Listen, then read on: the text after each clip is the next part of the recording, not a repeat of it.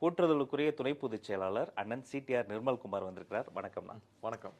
நம்ம கூட மாணவர்கள், அதாவது பொலிட்டிக்கல் சயின்ஸ் படிச்சவங்க, ஜெர்னலிசம் படிச்சுட்டு இருக்கிற இளைஞர்களும் வந்திருக்கிறாங்க. எதுக்காகனா, நம்முடைய நாளைய தீர்ப்பு வெற்றி தலைவர் நம்முடைய தளபதி அவர்களினுடைய பிறந்த நாளை முன்னிட்டு நான் அண்ணன்ட்ட வியக்கிற விஷயம் என்னன்னா, தலைவர் அந்த நாகரிக அரசியல் சொல்வார்ல, அந்த decent politics, decent attack, deep attack உடைய உருவமாக தான் நான் பார்ப்பேன். ப்ரெஸ் மீட்டில் அவ்வளோ கேள்விகள், எவ்வளோ கேள்விகள் ட்ரிகர் பண்ணுற மாதிரி கேட்டால் கூட, இந்த நகைச்சுவை வடிவில் ஒரு படத்தில் சொல்லுவார்ல, எவ்வளோ அடித்தாலும் தகர ரொம்ப நல்ல வேணாம், அந்த மாதிரி துளி கூட நிதானம் இழக்காமல் ரொம்ப காமன் கம்போஸ்டாகவே நீங்கள் ஹேண்டில் பண்ணுவீங்க. பொதுவாக ஊடகங்களை எப்படி ஹேண்டில் பண்ணணும்? ஃபஸ்ட்டு வேணுன்றது சென்சேஷன், இன்னொன்று இன்டர்னல் அஜெண்டா. ஸோ அந்த கொஸ்டின்ஸ் எப்போயும் உங்களுக்கு சார்பாக இருக்காது. அதை மட்டும் நம்ம செட் பண்ணிக்கணும். அதே நேரத்தில் என்ன சொல்லணும் என்ன சொல்லக்கூடாதுன்னு நமக்கு இருக்குது. ஸோ அதை நம்ம செட் பண்ணிட்டு போனாலே பரவாயில்ல. கண்டிப்பாக நம்ம அவாய்ட் பண்ணி மூவ் பண்ண வேண்டிய அவசியத்தில் இருக்கும். ஒரு ஜேர்னலிசம் ஒரு 15 வருஷம் 20 வருஷம் முன்னாடி பார்த்தீங்கன்னா, நிறைய ஜேர்னலிஸ்ட், ரொம்ப மூத்த பத்திரிகையாளர்லாம் ஒரு மாற்றத்தை கொண்டு வரணும் வேணும்னு உழைச்சவங்க பல பத்திரிகையாளர் இருக்காங்க. சமூகத்தில் நடக்கிற ஒரு தப்பை தட்டி கேட்கணும், இதெல்லாம் சரி செய்யணும், நாடு இப்படி போகக்கூடாது. ஏன்னா அவங்களுக்கான பொறுப்புகள் பயங்கர அதிகம். இன்னைக்கு எல்லாரும் விட பத்திரிகையாளர்களுக்கு அவங்களால தான் ஒரு பெரிய மாற்றத்தை, ஒரு இதை ஏன்னா அவங்களுக்கு எல்லா கண்ணோட்டமும் தெரியும். இது இப்படி போகணும், இது இப்படி போகலை, இது இப்படி போகுது, இதை சரி செய்ய வேண்டிய கட்டாயத்தில் இருக்க. காம்ப்ரமைஸ்டாக இருக்கிறது 5% இருந்தாங்க. இன்னைக்கு அந்த பர்சன்டேஜ் இன்க்ரீஸ் ஆகிட்டே போகுது. ஏன்னா ஷார்ட் டைம் ஜேர்னலிசம், இப்போ நீங்கள் டிஜிட்டல் யுகம் வந்த பிறகு என்னாச்சுன்னா, ஷார்ட் டைம் ஜேர்னலிஸ்டம் நிறைய வந்துருச்சு. டக்குன்னு போகிறாங்க, 1 மாதம் கோர்ஸ் முடிக்கிறாங்க, அப்புறம் யூடியூப்ல இருக்காங்க, அப்புறம் டக்குன்னு ஜேர்னலிஸ்டாக எமர்ஜ் ஆகிறாங்க. அப்போ அவங்களுக்கான கண்ணோட்டங்கள் எப்படி ஒவ்வொரு ஒரு ஒரு ஒரு சமூகத்தில் ஒரு முக்கியமான பொறுப்பு இருக்கோ, எல்லாத்தையும் விட எப்படி ஒரு வழக்கறிஞர்களுக்கு ஒரு பொறுப்பு இருக்கோ, அப்படிலாம் இல்லை. ஒரு 20 வருஷத்துக்கு முன்னாடிலாம், 15 வருஷத்துக்கு முன்னாடி நிறைய ஜேர்னலிஸ்ட் இப்போ இருக்காங்க. அவங்கெல்லாம் எந்த பிரச்சனையானாலும் அவங்களுக்கு என்னைக்கும் ஜேர்னலிஸ்ட் மணியை, பணத்தை பிரதானமாக பார்த்ததில்லை. அவ்வளோ வெயில் அடிக்கும், இல்லை அவ்வளோ மழை பெய்யும், பெரிய புயல் இருக்கும், உண்மையான என்ன நிலவரத்தை கொண்டு போய் சேர்க்கணும்னு மற்ற எதுவுமே அவங்க கண்ணில் இருக்காது. அப்போ இப்போ பேமெண்ட் இருக்கா? இது மாதிரி பத்திரிகையாளர், மூத்த பத்திரிகையாளர், மிக மூத்த பத்திரிகையாளர்னு நிறைய பேர் நான் எதிர்கொள்கிறேன் டிபேட்டில். ஆமாம், அவங்களுக்கு பேமெண்ட் இருக்கு, கண்டிப்பாக இருக்கு. ஏன்னா அதோடைய பெர்சன்டேஜ் கூடிக்கிட்டே போகுது.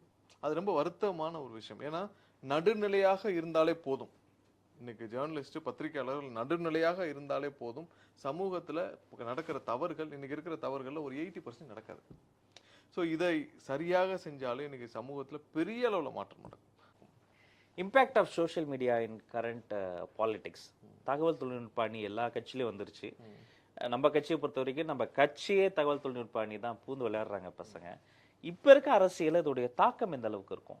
பெரும்பாலும் நீங்கள் ஒவ்வொரு காலகட்டத்திலையும் பார்த்தீங்கன்னா, மக்களை சென்றடையக்கூடிய ஒரு பிளாட்ஃபார்ம், ஒரு மீடியம் இருக்கும்.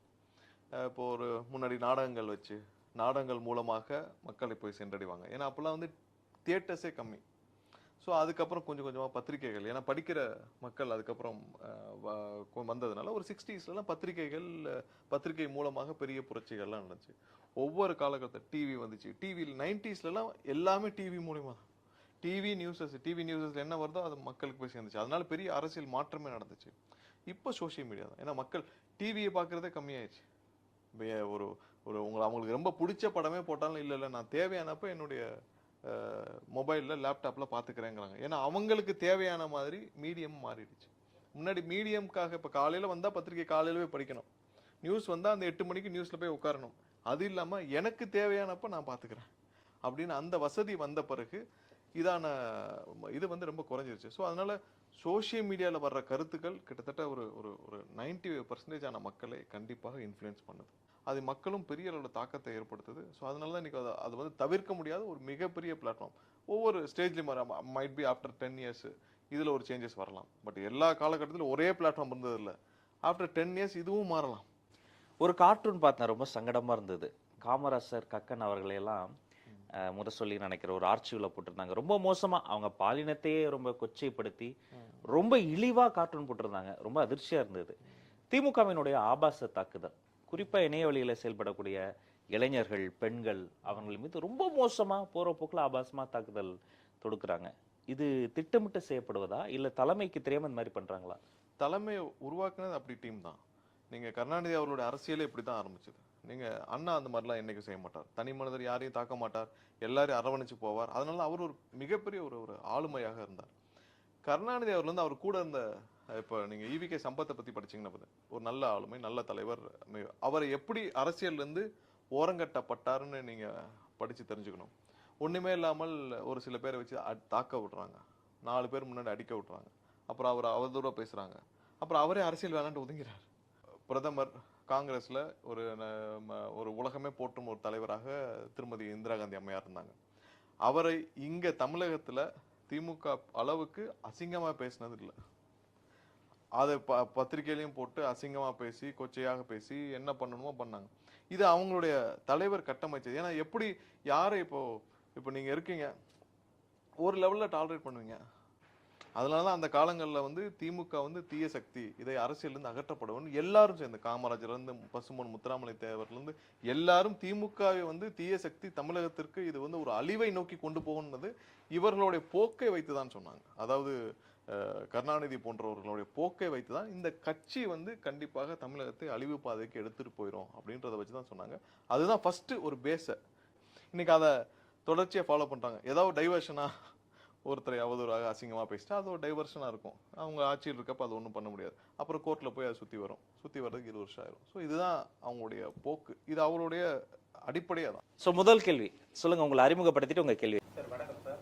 என் பேர் நவீன். சென்னை பல்கலைக்கழகத்துல இதழியல் துறையில படிக்கிறேன். சொந்த ஊர் வந்து நாமக்கல். என்னோட கேள்வி என்னன்னா, விஜய் அவர்கள் வந்து விக்கிரவாண்டி கூட்டத்துல என்னோட கெரியரோட உச்சத்தை நான் உதறி தள்ளிட்டு அரசியலுக்கு வரேன் மக்களுக்காக அப்படின்னு சொன்னாரு. நான் வந்து புதிதா ஒரு மாற்றம் கொண்டு வர போறேன் அப்படின்னு சொன்னாரு. இப்ப இதுக்கு முன்னாடி இத்தனை ஆண்டுகள் ஊழல் இருந்தது, குடும்ப அரசியல் எல்லாமே இருந்தது. இத்தனை ஆண்டு காலமாக வராது. இன்னைக்கு வரக்கூடிய தேவை விஜய் அவர்கள் இப்ப அரசியல் வரதுக்கான தேவை என்ன என்பது என்னோட. நீங்க இன்னொரு 10 வருஷம் கழிச்சு ஒரு ஜேர்னலிஸ்டா ஒரு பீக்ல இருக்கீங்க, சரியா? ஒரு நல்ல ஒரு இடத்துல போய் ஒரு பெரிய பத்திரிகையிலயோ ஒரு நிறுவனத்திலயோ எடிட்டரா இருக்கீங்க, சீஃப் எடிட்டரா இருக்கீங்க, சரியா? அந்த டைம்ல உங்களுக்கான ஒரு சேஞ்ச் ஓவர் தெரியுது. உங்களுடைய கிராமத்துல உங்களுக்கு ஒரு விஷயம், நீங்க போய் ஒரு போராடி இப்ப இந்த கூடங்குளம் மாதிரி ஒரு முக்கியமான ஏரியால ஒரு இப்ப இந்த இதுல விவசாயிகள் பிரச்சனை இருக்கு, போராட வேண்டிய இடத்துல இருக்கு. நீங்க உங்க கெரியரை விட்டுட்டு போறதுக்கு நீங்கள் எவ்வளவு தூரம் யோசிக்க வேண்டியிருக்கும்?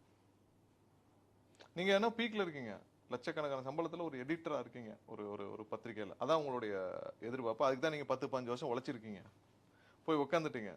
அது மாதிரி இன்னைக்கு வந்து 30 வருட கெரியர், 30 வருடத்திலையும் அவர் வந்து உழைச்சது இன்னைக்கு ஒரு பீக்ல இருக்கிறார். அவர் கடந்த சில ஆண்டுகளாவே பீக்ல அவர் தான் நம்பர் 1 இருக்கிறார்.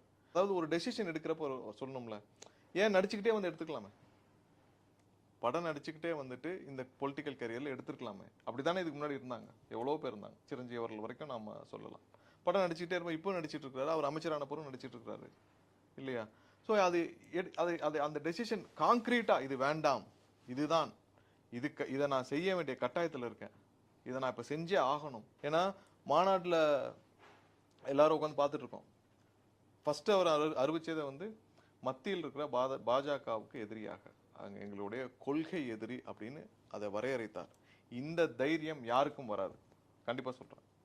அடுத்ததாக தமிழகத்தில் ஆளும் கட்சி, எங்களுடைய அரசியல் எதிரி திமுக, அவர்களுடன் என்றும் எங்களுக்கு எந்த வித உறவும் கிடையாது, இவர்கள் 2 பேரையும் எதிர்த்து தான் என்னுடைய அரசியல்னு முதல் மாநாட்டில் மேல இருக்கிற டெல்லியையும் இங்க இருக்கிற அரசியலும் எதிர்த்து தன்னை நம்பி வந்த அந்த அங்க இருக்கிற லட்சக்கணக்கான தொண்டர்களை மட்டும் நம்பி நின்று இவ்வளவு பெரிய இழப்பையும், அதாவது கெரியரையும் தள்ளி விட்டுட்டு நின்று இதை பேசுறாருன்னா அவ்வளவு பெரிய கமிட்மெண்ட் இந்த மக்களுக்காக அவர் வைக்கிறார்.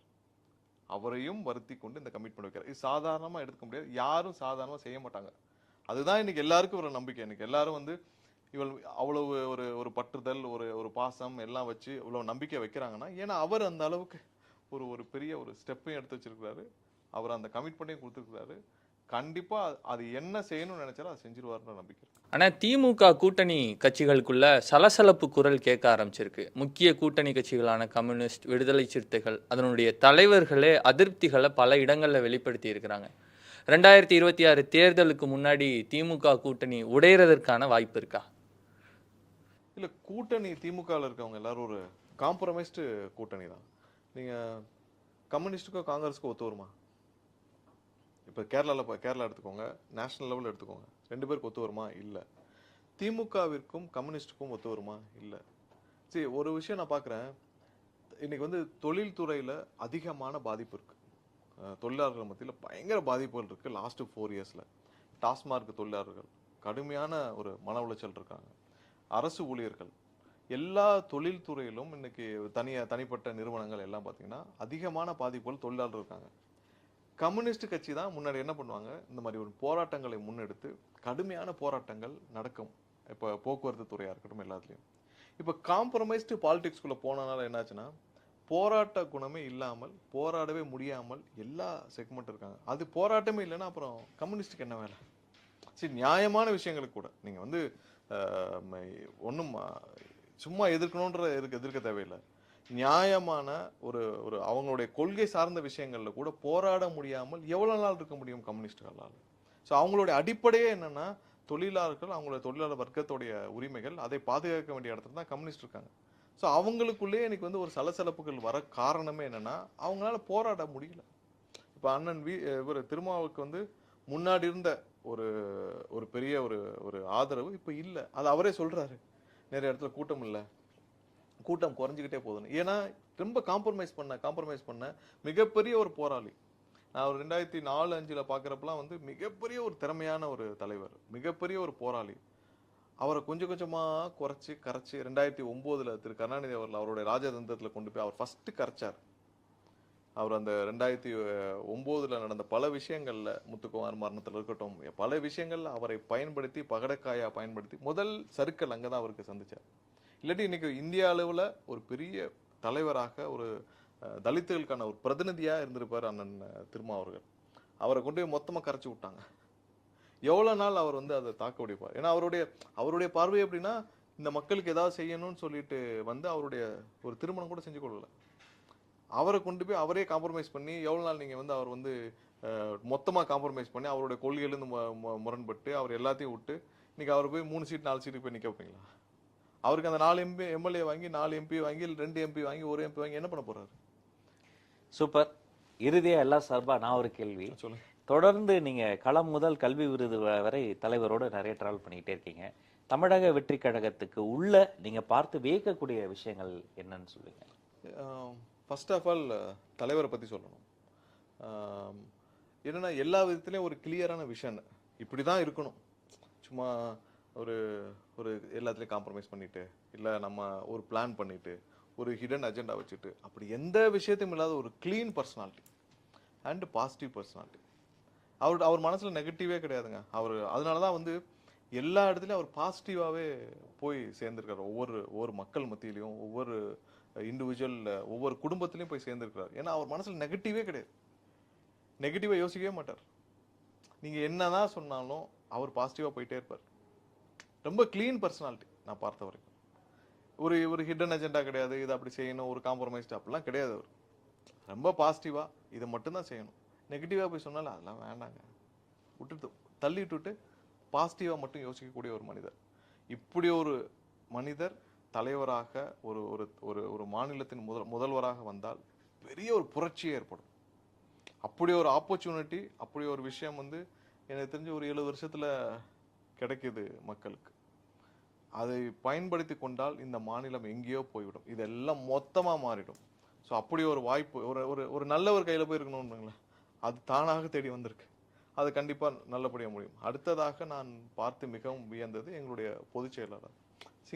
சிங்கிளா அவரு நிறைய அவருடைய பேசுறதெல்லாம் கிண்டல் பண்ணுவாங்க. அது பேசுறது அவரு கடலூர் வட்டார வழக்கம், கடலூர் பாஷை தான் அவர் பேசுறாரு. எத்தனை பேர் கடலூர்ல இங்க யாரும் இல்லை, கடலூர் சைட்ல இல்லை, கடலூர் பாஷை. அவர் இந்த நம்பர்ஸ் எல்லாம் சொல்லுவார், 84 இதெல்லாம் சொல்லுவார். அதெல்லாம் நிறைய பேர் கிண்டல் பண்ணி சொன்னாங்க. இல்லை, அது கடலூர் வட்டார வழக்கு. ஒவ்வொரு இப்போ தமிழ் சென்னையில் ஒரு மாதிரி பேசுவோம், மதுரையில் ஒரு மாதிரி பேசுவோம், திருநெல்வேலி, அதெல்லாம் அவர் கவலையப்பட மாட்டார். அவருக்கு தேவை இந்த கட்சியை நல்லபடியாக கொண்டு போய், இந்த கட்சியும் தொண்டர்களையும் கட்சியும் காப்பாற்றி நல்லபடியாக கொண்டு வர வேண்டும் என்ற ஒரே எண்ணத்தை தவிர அவருக்கு எதுவுமே கிடையாது. அவரையும் இதெல்லாம் வந்து எடுத்துக்க மாட்டார். இதை சொல்லக்கூட இன்னைக்கு ஒன்றும் இல்லை. ஒரு வட்டார வழக்கில் ஒரு அந்த பகுதியில் பேசக்கூடிய ஒரு சொந்த பாஷையில பேசியிருக்கிறார். அதை ட்ரோல் பண்ணக்கூடிய ஒரு மனநோயாளி மாதிரி தான் இன்னைக்கு திமுக இருக்கு. இப்போ சென்னை பாஷையில பேசினா அதை போய் ட்ரோல் பண்ணுவீங்களா? கடலூர் பாஷையில பேசுறாரு. அந்த 9 ரூபாய் நாணயம் படத்துல கூட இதெல்லாம் அது அவர் அவர் அவர் எங்களுடைய பொதுச் செயலாளர் அண்ணன் புசி ஆனந்த் பேசின அதே மாதிரி தான் பேசியிருப்பாங்க. அந்த ஒரு படம் வந்திருக்கும், திரு சத்யராஜ் அவர்கள் நடித்திருப்பார். அந்த படத்துல இதே பாஷை தான் இருக்கும்.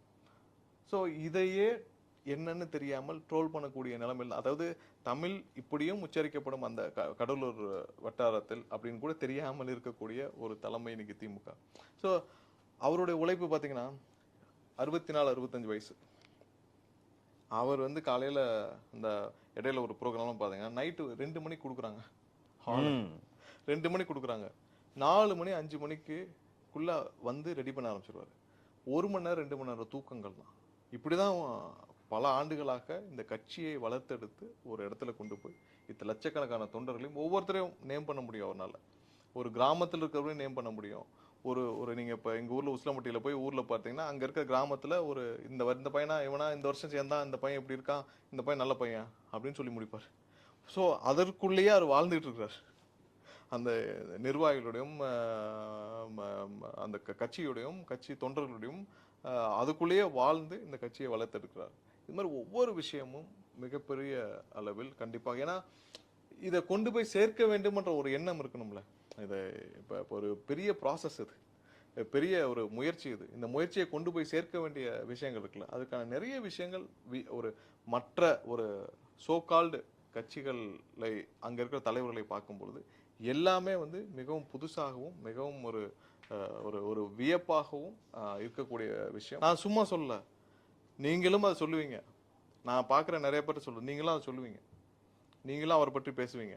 அவருடைய ஒவ்வொரு செயலையும் பார்த்துட்டு இந்த கல்வி விருது வழங்கும் விழா இதை பார்த்தோம். இதில் ஒவ்வொரு விஷயத்தையும் ஏன் இது செய்யணுன்றதை பார்த்தோம். அடுத்து கவர்மெண்ட் ஃபார்ம் ஆனாலும் அவர் சிஎம் ஆனாலும் செய்கிற ஒவ்வொரு விஷயத்தையும் பார்த்து இப்படியும் செய்யலாமா அப்படின்னு சொல்லுவீங்க. இப்படி ஒரு பாசிட்டிவ் பர்சனாலிட்டியா, இப்படி ஒரு பாசிட்டிவ் பர்சனா யாரும் இருக்க முடியாதுங்க. இவ்வளோ ஒரு பாசிட்டிவ்னஸோடு இருக்க முடியாது. இப்படி ஒரு பாசிட்டிவ் பர்சனாலிட்டியான்னு கேட்பீங்க. இது எல்லாம் 100% நான் உணர்ந்த உண்மை. அதை தான் தெரியப்படுத்தணும்னு நினச்சேன். மற்றபடி அனைவருக்கும் என்னுடைய வாழ்த்துக்கள். நல்ல ஒரு ஜேர்னலிஸ்டாக, நல்ல ஒரு பத்திரிகையாளராக இந்த துறையில் நீங்கள் சிறக்கணும், நடுநிலையாக கடைசி வரை இருக்கணும்னு கேட்டுக்கிறேன். நன்றி. உண்மையிலே வினாக்குறியா அல்ல, வியப்புக்குறியா வாழக்கூடிய வெற்றி தலைவர் எங்க தளபதிக்கு தாலாட்டு நாள் வாழ்த்துக்கள். அண்ணன் சொன்னதை போல மூத்த பத்திரிகையாளர்னு எல்லாரும் பேசிக்கிட்டு இருந்தாங்க. இளம் பத்திரிகையாளர், வருங்கால பத்திரிகையாளரை சந்திக்கக்கூடிய வாய்ப்புகள் கிடைத்தது. பொலிட்டிக்கல் சயின்ஸ், ஜெர்னலிசம் இருக்கக்கூடிய பேக்ரவுண்ட்ல இருந்து வந்து பொலிட்டிஷியன் கூடவே நீங்க நம்ம பேசியிருக்கிறோம். நிகழ்ச்சியில் பங்கெடுத்த உங்க அத்தனை பேருக்கும் நல்லதே நடக்கட்டும், நல்லமே சொல்லட்டும். நன்றி. நன்றி.